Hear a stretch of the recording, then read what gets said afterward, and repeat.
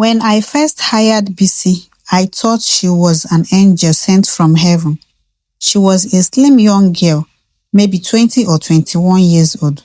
She had a soft voice, always said, "Yes, ma," and "Thank you, ma." And she worked very hard. She washed clothes without complaint, cooked delicious meals, and swept the whole house until it shined. I told my friends, God has finally answered my prayer. This girl is different. She is humble and respectful. I had no idea that the same girl would one day cause me tears.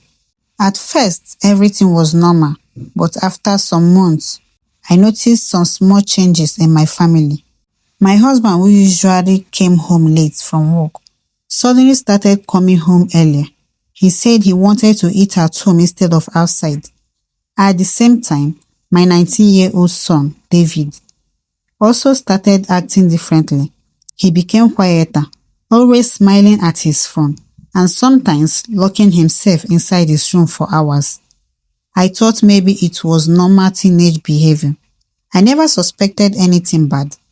One day, I walked into the kitchen and saw BC serving food. She was bending down to bring soup from the pot, and I noticed she had painted her nails bright red.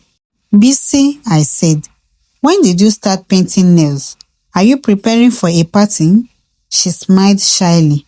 "No, ma, I just like it small." Something in my heart was not comfortable, but I pushed the thought away. She was young. Maybe she just wanted to look nice. But what I did not know was that my son had already started looking at her differently. One evening, I came home early. I expected to see BC sweeping the compound, but she was not outside. The house was too quiet. Even David was not in the sitting room. I called out, "David, BC," no answer. I went to the kitchen. Empty. I checked the backyard. Empty. Something in my spirit told me to go upstairs. I climbed the stairs slowly, my heart beating fast. When I reached David's door, it was closed. I pressed my ear gently to the wood. At first, I heard nothing. Then I heard whispers, a female voice giggling. My heart dropped.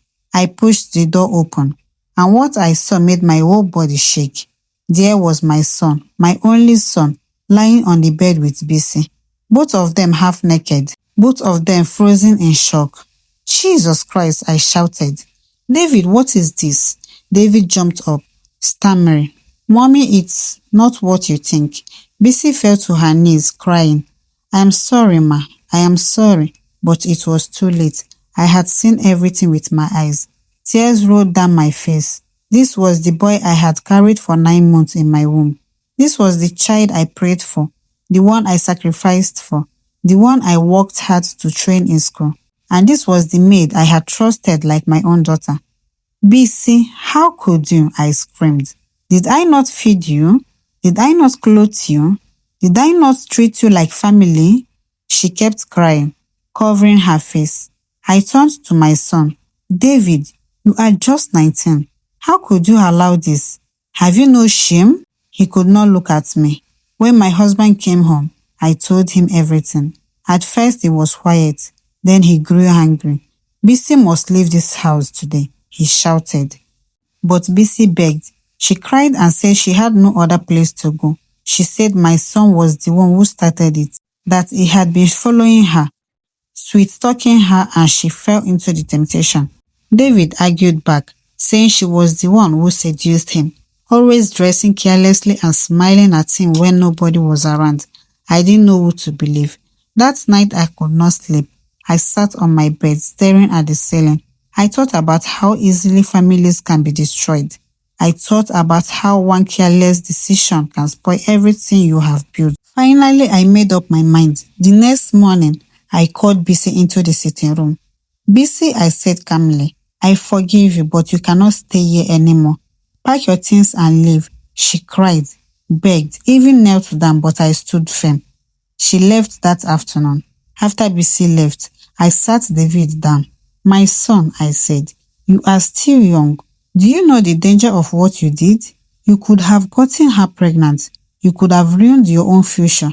Women will come and go, but your education and your dreams are more important." David cried. He promised never to do such again. I hugged him, but my heart was still heavy. From that day, I became more careful about who I brought into my home. I learned that not everyone who looks humble is truly humble. I also learned that as parents, we must watch our children closely, not just their studies, but also their hearts. Temptation is everywhere, and one mistake can destroy a family.